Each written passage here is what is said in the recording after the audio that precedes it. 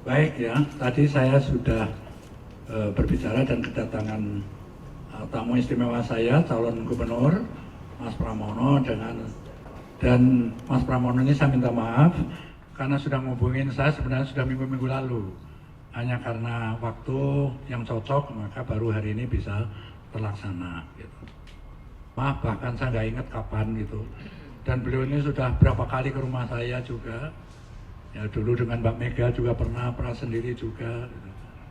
Sudah lama ya, dan juga pada saat pemerintahan Pak Jokowi yang periode pertama bersama-sama di kabinet, beliau sebagai sekretaris kabinet, saya sebagai kepala BIN, jadi makin akrab gitu.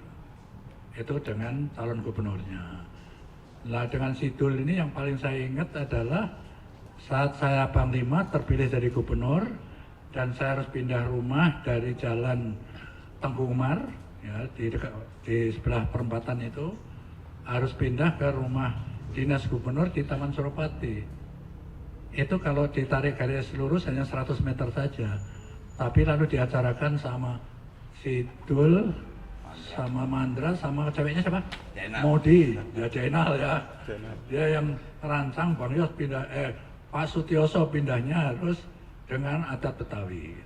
Jadi rancang, yang harusnya 100 meter tadi dikelilingkan di jalan Imam Bonjol, Diponegoro gitu, saya disuruh naik andong, barang-barang saya dimasukkan di opletnya Sidul, ya, disupirin Mandra, itu sangat terkenang sekali bagi saya ya. Dan yang paling terkesan gak pernah saya lupakan adalah nama Bang Yos adalah yang ngasih itu Sidul itu yang ngasih nama Bang Yos. Ya. Begitu lebih dikenal dari nama saya aslinya, ya sampai cucu saya kalau ditanya kamu cucu siapa? Cucunya Bang Yos. Ya terima kasih ya Sidul ya. Saya tadi sudah bicara bertiga ya, tentu saja sebagai senior saya terbuka ya, calon siapapun yang akan silaturahmi ya monggo saja silahkan, saya terbuka. Dan kewajiban saya juga untuk membagi atau sharing pengalaman saya selama 10 tahun jadi Gubernur DKI Jakarta. Tadi sudah saya ceritakan secara umum, melihat Jakarta secara utuh seperti apa, dari aspek geografis, demografis, kondisi sosialnya. Sudah saya ceritakan juga masalah-masalah klasik yang nggak selesai-selesai seperti macet, banjir, kependudukan, dan lain sebagainya. Dan juga saya ceritakan dan titip ya nanti kalau insya Allah mau terpilih ya, Amin. saya pesen ini 1, 2, 3. Jadi seperti apa yang kita bicarakan, saya persilahkan para calon sendiri yang ingin menyampaikan kepada Anda semua. Silakan Mas Bram. Di Bang Dul dan juga teman-teman sekalian, saya secara pribadi dengan Bang Yos seperti yang disampaikan Bang Yos mempunyai hubungan yang sangat-sangat panjang. Bahkan pencalonan Bang Yos di tahun 2002 waktu itu secara langsung saya juga terlibat, karena pada waktu itu Bang Yos tidak membayangkan akan dicalonkan oleh Ibu Mega, karena pemilihannya masih di DPRD dan kita pasti menang, karena PDI pada waktu itu dominan sekali di DPRD Jakarta. Saudara-saudara sekalian, Bang Yos ini memang legend untuk Jakarta. Beliau memimpin Jakarta dari tahun 97 sampai 2007. Peninggalannya banyak banget, termasuk Transjakarta, rumah susun, termasuk Giant Sea Wall, itu bukan hal yang baru. Salah satu penggagas utamanya adalah Bang Yos. LRT, MRT itu sudah dibahas juga di zaman Bang Yos. Hanya memang untuk memimpin Jakarta tidak bisa secara menyulap dalam waktu pendek merubah segala sesuatunya. Kelebihannya Bang Yos, kepemimpinannya kuat, tetapi beliau juga mendengarkan para ahlinya untuk itu. Salah satu peninggalan yang legend di Jakarta yang mungkin generasi sekarang tidak mengetahui, dulu ada, mohon maaf, tempat prostitusi paling besar, namanya Kramat Tunggak. Karena keberanian Bang Yos, Kramat Tunggak itu 4.000 kakak, 4.000 lebih ya? Ya banyak kali kalau semua pekerja dan imbalannya termasuk tukang cuci, tukang parkir. Lebih lah pokoknya. Itu ditutup oleh Bang Yos, dirubah menjadi Islamic Center. Jadi tempat yang dulunya disebut dengan Haram Jadah menjadi tempat sajadah. Inilah Bang Yos yang melakukan. Termasuk kemudian pemagaran Monas itu bukan sekarang-sekarang. Bang Yos waktu pemagaran Monas itu demo terus-menerus dilakukan.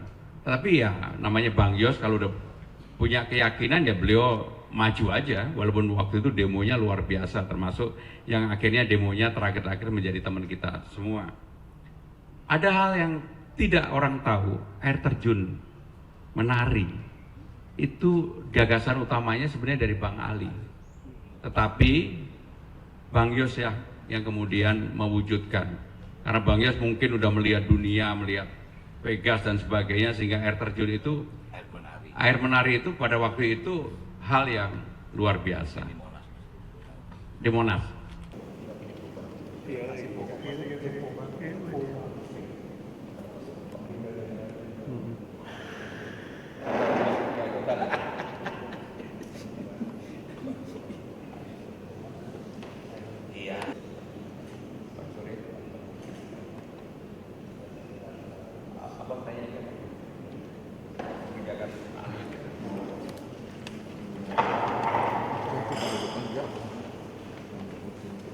Ayo kita sekarang konferensi pers di sana.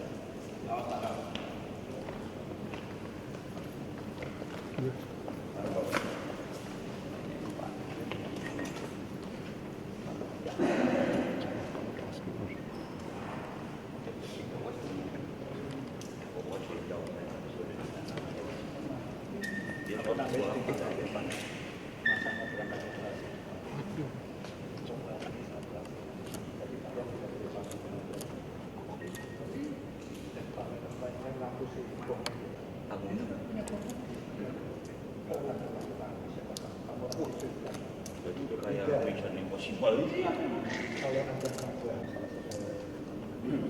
Karena kayak gitu sebagai manusia. Makanya waduh. Apa itu mengalami terkait puasa tiba-tiba terjadi kita orang yang bukan gimana pendidikan sampai dia muda dari urusan gubernur. Iya. Kedua dia jadi meredakan jembatan antara Marxisme meredakan bangunan, malah beli bangunan menuju jembatan layang.